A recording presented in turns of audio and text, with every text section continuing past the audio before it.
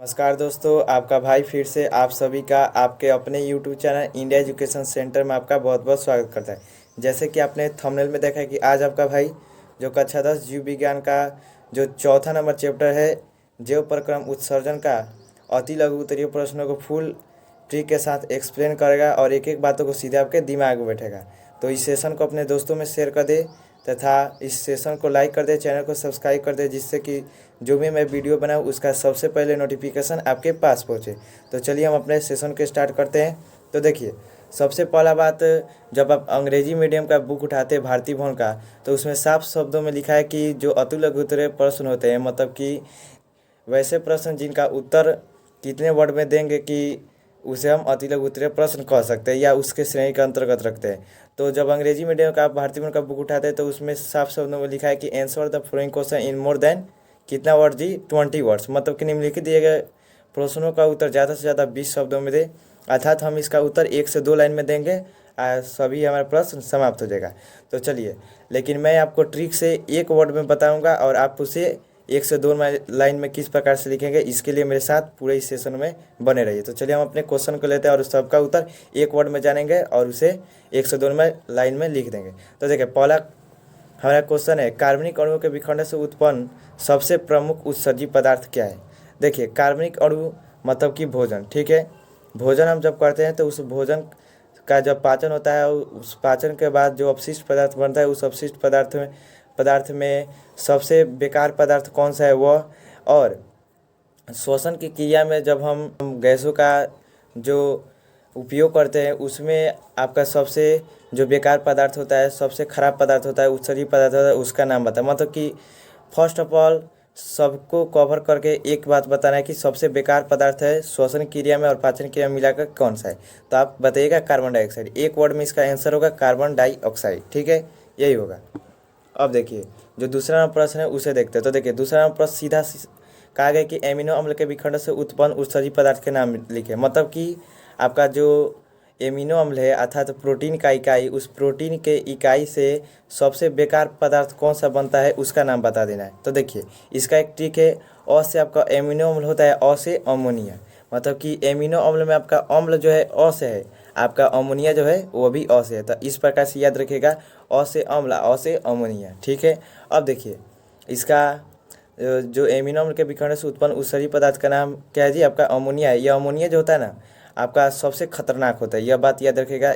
एक प्रकार के गैस है, सबसे विषैला होता है, इसलिए इसे क्या किया जाता है जी, यूरिया के बदल कर उसके बाद मूत्र के द्वारा बाहर निकाल दिया जाता है। तो अमोनिया का उत्सर्जन नहीं होता है मनुष्य में, किसका उत्सर्जन होता है, यूरिया का उत्सर्जन होता है। अमोनिया सबसे खतरनाक होता है, इस बात को याद रखिएगा। अब चलिए सर, इसका तो आंसर में ठीक से याद हो गया। अब तीसरा नंबर का देखिए, यूरिया और अमोनिया में अपेक्षाकृत कम जटिल एवं ज़्यादा विषैला कौन है। तो हमने अभी आपको बताया जो सबसे विषैला कौन सा है जी, है अमोनिया है। देखिए, अ से अमोनिया और अ से अम्ल, ठीक है। एमिनो अम्ल के विखंड से कौन सा अपशिष्ट पदार्थ बनता है, सबसे बेकार पदार्थ बनता है, तो अमीनो अम्ल बनता है। और देखिए, अ से अधिक होता है अधिक विषैला, ठीक है। तो अमोनिया आपका क्या जी, अधिक विषैला होगा, इस बात को याद रखेगा। जो अधिक विषैला होगा वो क्या होगा जी, कम आपका जटिल होगा। तो इसका सही उत्तर कौन होगा, यूरिया और अमोनिया में अपेक्षाकृत कौन कम जटिल और ज़्यादा विषैला है, तो ज़्यादा अर्थात अधिक विषैला है। तो ठीक है, तो इस प्रकार से किया जाएगा, अ से अमोनिया, अ से अधिक, तो आपका क्या होगा, अमोनिया इसका उत्तर होगा। देखिए, एक एक बातों को मैं ठीक से इसलिए बताता हूँ। देखिए, इस जितने भी चीज़ें मैंने इस सभी चीज़ों को हर एक सेशन में खूब अच्छा से कराया है, ठीक है। आप उस वीडियो को जाकर देखिए तो आपको पूरा अच्छा से समझ में आएगा। मैं आपको जितने भी प्रश्न ये कराता हूँ या ऑब्जेक्टिव के दृष्टिकोण से कराता हूँ कि आपको याद रहे। मान कर चलिए कि हमने तो आपको पूरा सेशन में फुल डीपली पढ़ाया है इसके बारे में, तो आपको याद है, ठीक है। मान कर चलिए ऑब्जेक्टिव में आया और आप भूल गए, आपके दिमाग से कभी उतर गया, तो आप क्या कीजिएगा, तो आपके पास ऑप्शन आएगा, उस ऑप्शन में आप देख कर याद कर सकते हैं कि अ से अमोनिया है तो अ से क्या होगा थी, अधिक विषैला होगा। तो इस प्रकार से आप मार सकते हैं, ठीक। इसलिए मैं हर एक बातों को, हर एक उत्तर को ठीक से बताता हूँ कि आपके दिमाग में बैठे रहे। मान कर चलिए कि कभी भूल गए तो उस समय काम आता है, ठीक। तो इसलिए ठीक है को आपको याद रखना है। अब देखिए, चौथा नंबर प्रश्न है, अमीबा में उत्सर्जी पदार्थ शरीर की सतह से किस विधि से बाहर निकलता है। मतलब कि अमीबा है, उस अमीबा से जो खराब पदार्थ बनता है उसके शरीर में, उसको बाहर निकालना है। तो उसे बाहर निकालने के लिए जिस विधि का उपयोग करते हैं उसका नाम लिख दें। तो उसका नाम क्या है जी आपका, तो आपको विसरण विधि याद रखना है, ठीक है। विसरण के द्वारा अमीबा क्या करता है जी, अपना उत्सर्जी पदार्थ को शरीर से बाहर निकाल देता है। विसरण की विधि में क्या होता है अमोनिया, तो क्या करता है जी, जितने भी अपशिष्ट पदार्थ होता है वो अपशिष्ट पदार्थ क्या होता है जी, आपका जो उच्च सांद्रता से होता है वो निम्न सांद्रता में चला जाता है, मतलब अंदर से बाहर निकल जाता है। तो इस बात को याद रखिएगा। अब देखिए मूत्र मार्ग क्या है, मतलब कि मूत्र मार्ग क्या है, अर्थात मूत्र मार्ग की परिभाषा दीजिए, अर्थात मूत्र मार्ग से आप क्या समझते हैं। ये दो क्वेश्चन है जो आपका अलग है। अगर पूछता है मूत्र मार्ग क्या है तो आप सही एकदम सटीक एक वर्ड में आंसर बताइएगा इसका क्या जी, तो उत्सर्जी अंग है। ठीक है। अगर पूछा है कि मूत्र मार्ग से आप क्या समझते हैं, मूत्र मार्ग की परिभाषा दीजिए, मूत्र मार्ग किसे कहते हैं, तो आपको इसमें परिभाषा देना है क्या है और किसे कहते हैं। यह दोनों का दोनों प्रश्न अलग है, इस बात को याद रखें, इसलिए मैं अच्छा से एक्सप्लेन कर दिया हूँ, आपको याद रखना है। देखिए ऑब्जेक्टिव में पूछेगा मूत्र मार्ग क्या है, तो आपका जो सही उत्तर होगा बताइएगा उत्सर्जी अंग। तो देखिए अब इसका हम परिभाषा देखते हैं। तो मूत्राशय के पीछे भाग से निकलने वाली जो नली है उसे हम क्या कहते हैं जी, मूत्र मार्ग कहते हैं। तो आप इसका उत्तर दे सकते हैं एक लाइन में। अब देखिए हम यहाँ पर लिखे उत्सर्जी अंग, इसका उत्तर होगा। ठीक है, मूत्र मार्ग एक उत्सर्जी अंग है। ठीक है, इस प्रकार से पूछेगा तो आप इस प्रकार से दे सकते हैं। अब देखिए छठे नंबर प्रश्न को देखते हैं। मनुष्य के वृक्क के दो प्रमुख कार्यों के नाम लिखे। हम आपको दो नहीं, हम आपको अनेक इसके कार्य बताएंगे। आपको दो सबसे आसान कार्य याद रखना है और सबसे मेन कार्य जो आपके एग्जाम में हमेशा पूछता है, तो इस बात को भी याद रखें। पहला आपको बताना है मूत्र का निर्माण करता है। जितना भी किडनी होता है, वृक्क होता है, गुर्दा होता है, वो क्या करता है जी, मूत्र का निर्माण करता है। जो आपके सामने दिखाई दे रहा है उसी को याद कीजिएगा, बाकी कथा कहानी नहीं याद करें। आप पेशाब करते हैं, उस पेशाब का निर्माण कौन करता है, किडनी करता है। काम खत्म, पहला कार्य हो गया। दूसरा कार्य आपका जो रक्त का छानने का काम होता है, किडनी का क्या काम है जी, छानने का काम है। चाहे छनी देखें, चाहे छनी या बराबर किडनी, चाहे छनी किडनी के बराबर होता है, मतलब कि चाहे छनी का जो काम होगा ना वही किडनी का काम होगा। तो आप चाहे छनी से याद रखिएगा, किडनी का काम क्या होता है जी, रक्त को छानने का। तो देखिए हमने आपको उदाहरण दिया जो आपके दैनिक जीवन से जुड़ा है। आपको हमने पहले भी कहा है कि 10th क्लास में वही पढ़ना है जो आपके जीवन में कभी ना कभी सामने घटित हुआ है। ठीक है, या आपके सामने हमेशा घटित होता रहता है। ठीक है, तो यह भी जो दो कार्य है वृक्क का, यह आपके सामने कभी ना कभी दैनिक जीवन में घटा है, तो इससे आप क्या कर सकते हैं, इसके कार्य को याद कर सकते हैं। ठीक है, आप रोज़ पेशाब करते हैं, ठीक है, तो उसे याद रखिएगा। मूत्र का निर्माण कौन करता है, वृक्क करता है। रक्त को छानने का काम कौन करता है, चाय छनी जो होता है चाय को छानने का काम करता है। उसी प्रकार से हमारा वृक्क क्या करता है जी, किडनी गुर्दा क्या होता है जी, रक्त को छानने का काम करता है। बस ये दो कार्य याद रखना है आपको जो ऑब्जेक्टिव में पूछता है। इसके अलावा भी और कार्य हैं, उसको भी याद कर सकते हैं। जैसे में मूत्र में क्या होता है जी, आपका पानी होता है। ठीक है, तो उस पानी का जो संतुलन की मात्रा है हमारे शरीर में, उस संतुलन को बनाए रखता है। तो मतलब कि हमारे शरीर में जल की मात्रा को बनाए रखता है। अगर ज़्यादा जल होगा तो उसे मूत्र के द्वारा बाहर निकाल दिया जाएगा बेकार पदार्थ के रूप में। ठीक है, तो देखिए जल की संतुलन को अर्थात तो उसके मात्रा को कम है कि ज़्यादा है उसको नियंत्रित करना है। उसके बाद आपका अम्ल क्षार मूत्र कैसा होता है जी, तो मूत्र जो होता है आपका अम्लीय प्रकृति होता है। इस प्रकार इस बात को याद रखिएगा। तो मतलब कि अम्ल और क्षार का भी क्या कर रहा है जी, संतुलन बना कर रख रहा है हमारे शरीर में। उसके बाद लवण को भी क्या कहते हैं, मूत्र देखिए मूत्र में आपका NaCl नमकीन लगता है मूत्र। आप जब उसका टेस्ट कीजिएगा ना, टेस्ट मतलब वह टेस्ट नहीं, ठीक है, तो आपको बुझा जाएगा कि कैसा होता है, नमकीन होता है। तो आपका जो लवण का मात्रा होता है उसका भी क्या करता है जी, संतुलन बनाए रखता है शरीर में। उसके बाद आपका 7वां नंबर प्रश्न है, उसमें कहा कि वृक्क से संबंधित उत्सर्जन में भाग लेने वाले अन्य रचनाएं के नाम लिखें। मतलब कि वृक्क से जुड़ा हुआ जितना भी उत्सर्जी अंग है उसका नाम बता देना है। मतलब आपने एक सीरियल आया था साथ निभाना साथिया, मतलब कि जो वृक्क के साथ में उत्सर्जन में जो सहायता निभाते हैं उन अंगों का क्या करना है जी, नाम लिखना है। ठीक है, यहाँ पर साथ निभाने वाला साथिया का काम कर देना है। तो चलिए हम देखते हैं चित्र के माध्यम से इसका एकदम अच्छा से उत्तर को। तो देखिए आप देख रहे हैं यह वृक्क है क्या जी, आपका ये आपका हो गया वृक्क, किडनी हो गया, गुर्दा जो कहना है। ठीक है, तो ये हमारा हो गया वृक्क। इस वृक्क के आप क्या देख रहे हैं जी, कौन कौन सा जुड़ा है, तो आपका पहला मूत्रवाहिनी जुड़ा है। ठीक है, यहाँ से आ रहा है आपका मूत्रवाहिनी, यहाँ से आपका इस वृक्क है, इस वृक्क से आपका क्या जुड़ा हुआ है, मूत्रवाहिनी जुड़ा है। ठीक है, उसके बाद यहाँ पर क्या है जी, मूत्राशय आपको दिखाई देता होगा, यहाँ आपका क्या जी, मूत्राशय जुड़ा है। ठीक है, उसके बाद आपको क्या देखा, मूत्राशय का आपका मूत्र मार्ग है। ठीक है, तो आपको क्या क्या दिखाई दिया जुड़ा हुआ, तो मूत्रवाहिनी, उसका मूत्राशय, उसके बाद मूत्र मार्ग। तो आप लिख दीजिएगा यहाँ पर कि आपका क्या है जी, वृक्क से कौन कौन सी जो आपका उत्सर्जन अंग है वो जुड़ा है, मतलब सांस निभाने का काम कराए, तो वो हो जाएगा। तो हमने आपको लिखा है वो आप देख सकते हैं। अब देखिए 8वां नंबर प्रश्न को देखते हैं। वृक्क की संरचनात्मक और क्रियात्मक इकाई क्या है। मतलब कि वृक्क का जो निर्माण करने वाला सबसे छोटा इकाई ना, मतलब जौना से मिलकर कह सकते अपना भाषा में किडनी जौना से मिल के बनल बा ओकर नाम बता देगा। मान के चलिए कि आपका एक घर है, वह घर किससे मिलकर बना है उसका नाम बताना है, तो हम क्या बताते हैं, ईंट बताते हैं। मतलब कि सबसे छोटा ईंट ही है जिसके मिलने से क्या हो जाए जी, बड़े घर का निर्माण होता है। तो उसी प्रकार से नेफ्रॉन क्या होता है जी, किडनी का निर्माण करता है। अर्थात नेफ्रॉन जो होगा किडनी की सबसे छोटी इकाई होगी, अर्थात संरचनात्मक एवं क्रियात्मक इकाई होगी। अर्थात एक गो नेफ्रॉन मिल के का कैले बा, किडनी के निर्माण के लिए बा। 10 लाख नेफ्रॉन मिलते हैं तो एक किडनी का निर्माण होता है। इस बात को याद रखिएगा। ये हो गया सर, ये अभी समझ में आ गया। पूरा ट्रिक से समझाते हैं, पूरा दिमाग में बैठ जाता है, हमको रटने की आवश्यकता ही नहीं पड़ता है। अब देखिए 9वां प्रश्न है। 9वां प्रश्न में पूछा गया है कि आपका जो मनुष्य के प्रत्येक वृक्क में नेफ्रॉनों की संख्या कितने, अभी बताए 10 लाख के मिलने से क्या बनता है जी, क्या बनता है जी, आपका वृक्क बनता है, किडनी बनता है, गुर्दा बनता है। ये हो गया। यहाँ पर आप एक बात और समझ लीजिए, या तो एक्यूरेट माने 10 लाख, ठीक है। अगर आपको औसत में पूछ दिया कितना होता है तो 8 से 10 लाख मारिएगा, ठीक है। इस बात को भी याद रखिएगा, क्योंकि आपका जो पिछला ईयर का क्वेश्चन पेपर है उसमें औसत मान भी पूछा था, तो इसलिए हम औसत मान भी बता दिए, आपको याद रखना है। और देखिए जो 10 नंबर प्रश्न, 10 नंबर प्रश्न में पूछा गया कि पौधों में गैसीय अपशिष्टों का उत्सर्जन कहाँ से होता है। मतलब कि जो पौधा होता है उस पौधा में जो गैस वाला बेकार पदार्थ होता है ना, वो कहाँ से निकल जाता है, ठीक है। तो पौधा में जो बेकार पदार्थ होता है गैस के रूप में क्या होता है जी, तो उसको कहाँ से निकाला जाता है, तो हम क्या करते हैं जी, आपका पत्ती देखें, उस पत्ती में छिद्र पाया जाता है, ठीक है। आप इमेजिन कर सकते हैं कि पत्ती में छिद्र पाया जाता है, तो छिद्र पाया जाता है तो उसी से ना निकलेगा अपशिष्ट पदार्थ, और गैस भी उसी से अंदर प्रवेश करता है तो निकलेगा उसी से। तो आपका क्या हो जाएगा जी, पत्ती में जो पाया जाने वाला रंध्र होते हैं, छिद्र होते हैं, स्टोमाटा होता है, उसी से आपका जितने भी गैस वो अंदर प्रवेश करते हैं तो उसी से आप ऑप्शन कि क्या करते हैं, उत्सर्जित पदार्थ निकलेगा, गैस वाला जितना होगा तो उसे निकल जाता है। अब ये हो गया सही उत्तर आपका, पत्ती में पाया जाना छिद्र।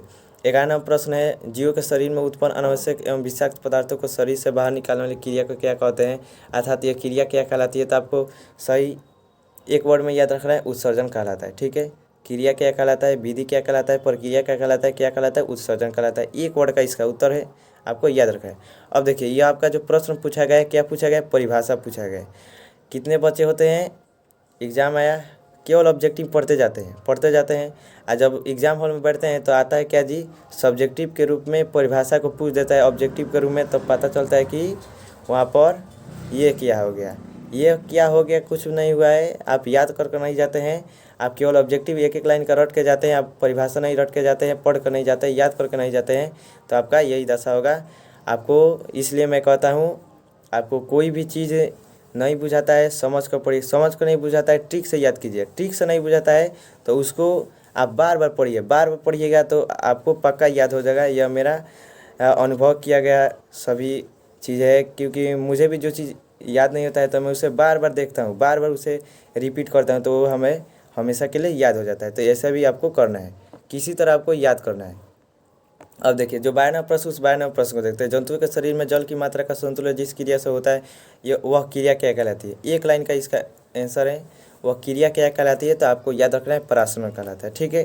क्या कहलाता है, परासरण कहलाता है।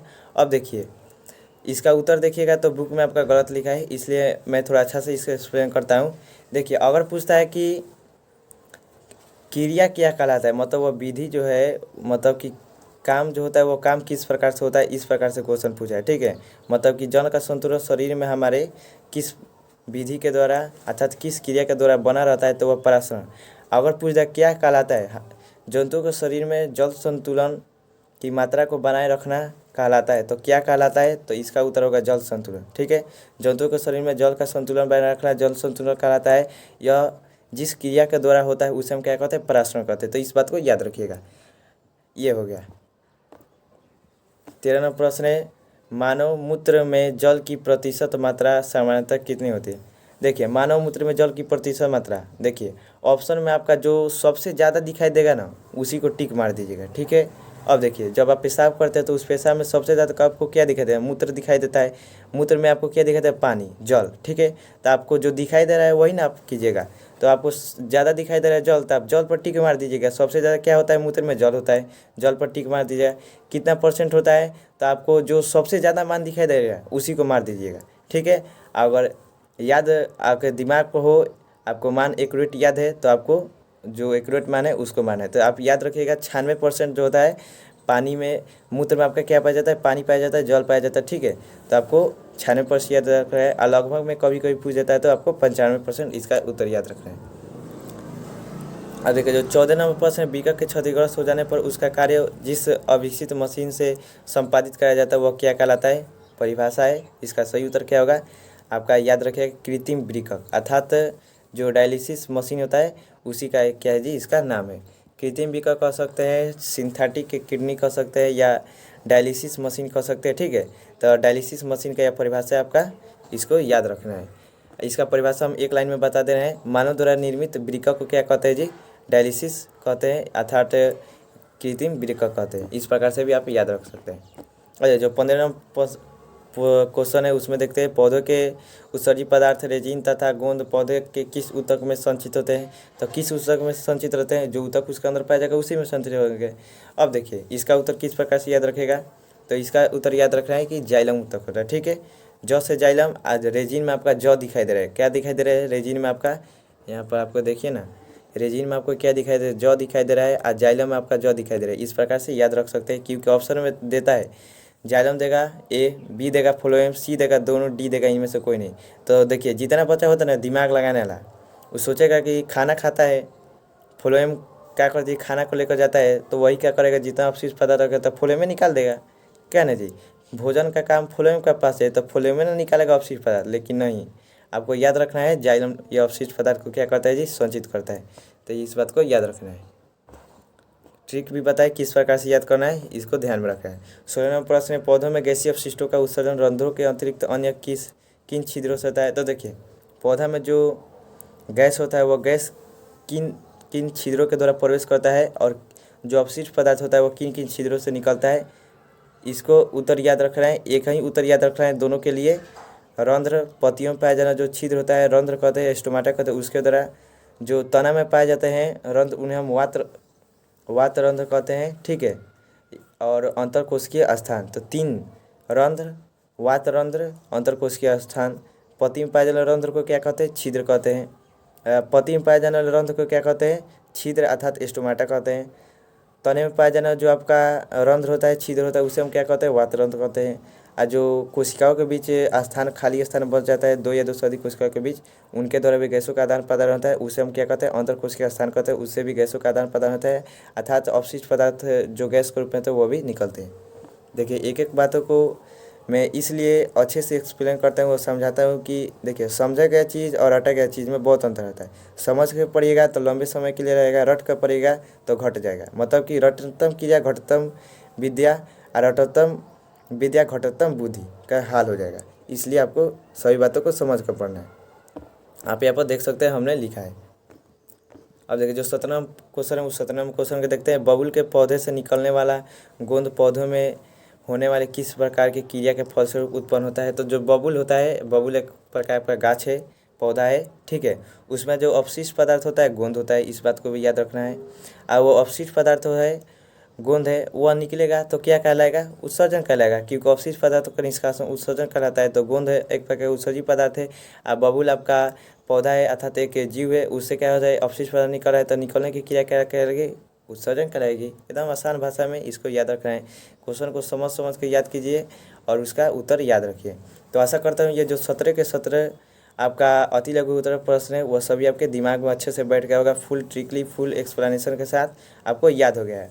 यदि आपको वीडियो अच्छा लगा है तो प्लीज़ वीडियो को लाइक करें, चैनल को सब्सक्राइब करें और दोस्तों में शेयर करें, और ज़्यादा से ज़्यादा अपने सर को सपोर्ट करें, अपने भाई को सपोर्ट करें। तब तक के लिए जय हिंद, जय भारत।